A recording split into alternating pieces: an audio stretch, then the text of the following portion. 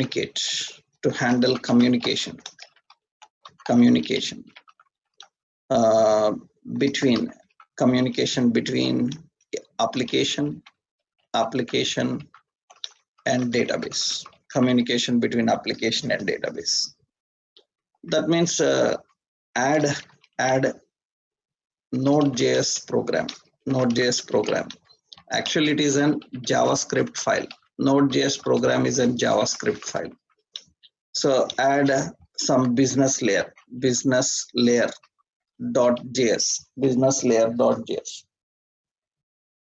In Node.js program is there. Business layer.js.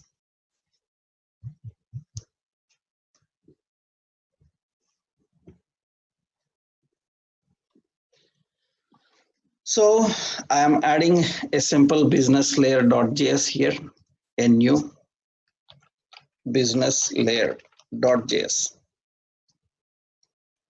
Okay, that is Node.js programs are saved with extension .js. They are all JavaScript files only. Now here we need to write the program. First, we have to import libraries. So import library. Generally, in how we can import libraries, I told you we can use import in our approach. And actually these all use AMD systems, CommonJS, AMD systems, Node.js and all. Then we have to use var Mongo client. Mongo client is equal to, you have to use require, and which database? MongoDB. In MongoDB, which one? Mongo client. So MongoDB have Mongo client library. We have to import that library. So by using require method, we can import the library of MongoDB. Similarly, where we need express, we have to import require express. We need express. Okay. And one more, we need body parser. So that is require body parser. We need a body parser. So here a body parser is not installed. So initially I will install that body parser here. So npm install body parser.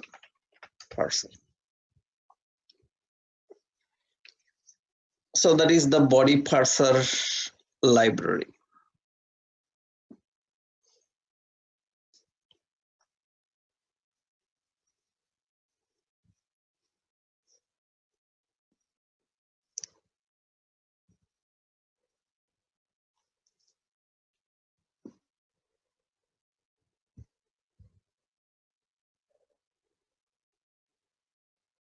Yeah.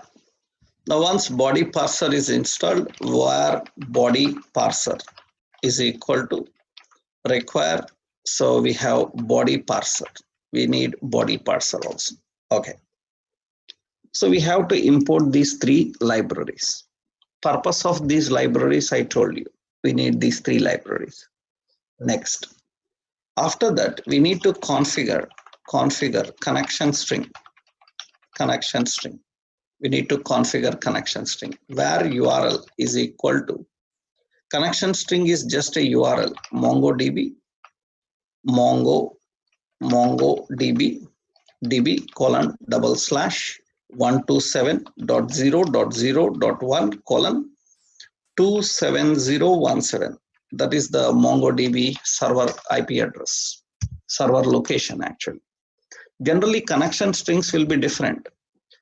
So some connection strings like Oracle, MySQL, SQL Server, server name, username, password, database name, everything you have to configure.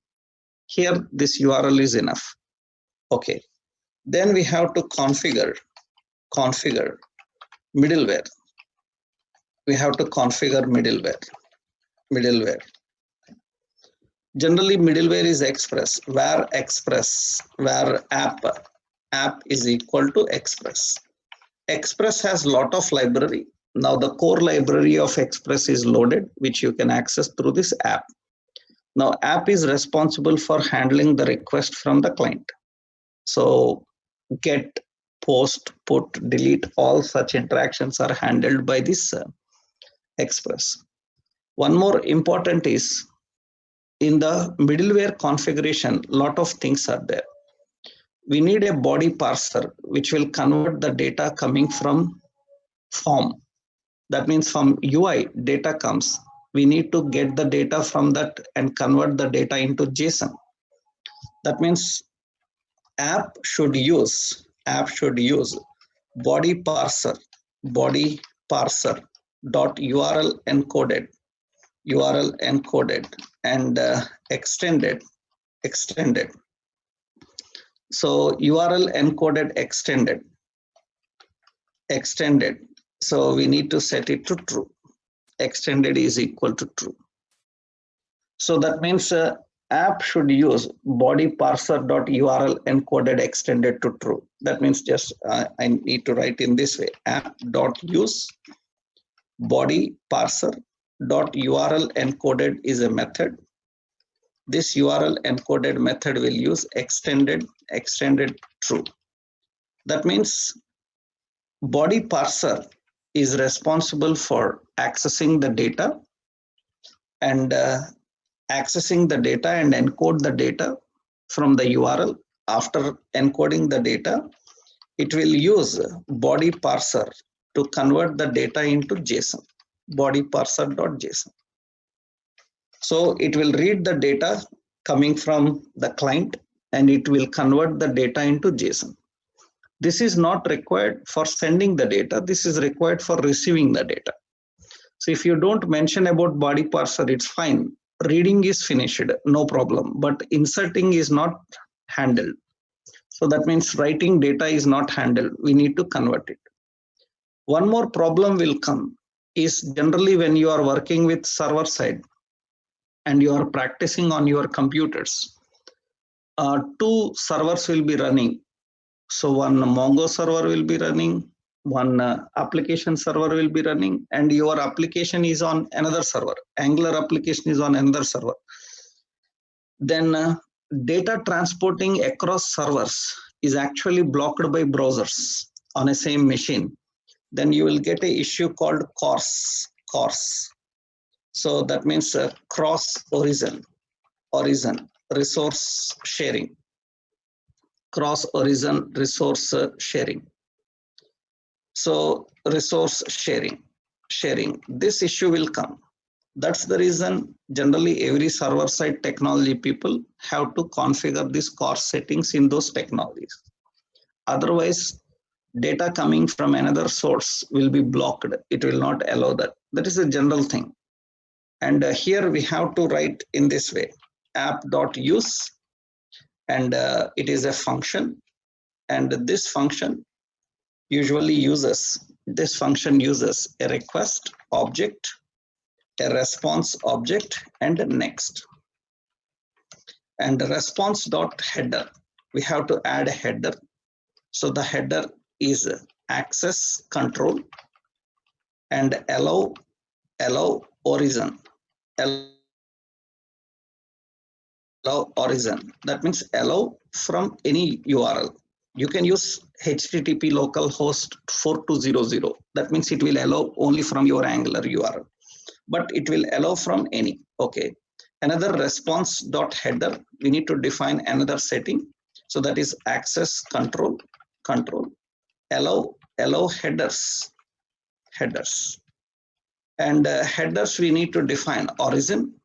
Generally headers origin will be x hyphen requested with. These are all headers, right? Requested hyphen with. And what is the content type? You have to mention the content type. These all generally people learn when they learn about services and APIs, right? Accept. Okay. So that is another one. Okay. Now we need another configuration for which methods to allow. So response dot header